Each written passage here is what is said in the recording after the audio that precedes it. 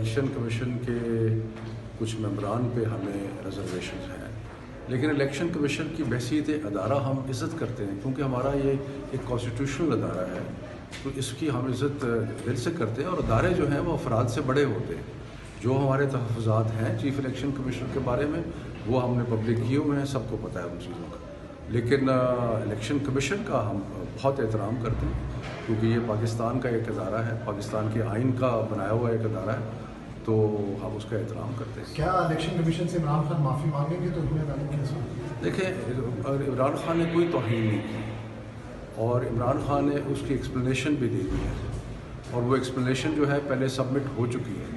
مجھے آپ یہ بتائیے کہ آج تک اتنی دیر سے الیکشن کمیشن کے پاس یہ اختیار ہے، کبھی کسی کو توہین عدالت کا انہوں نے نوٹس دیا ہے؟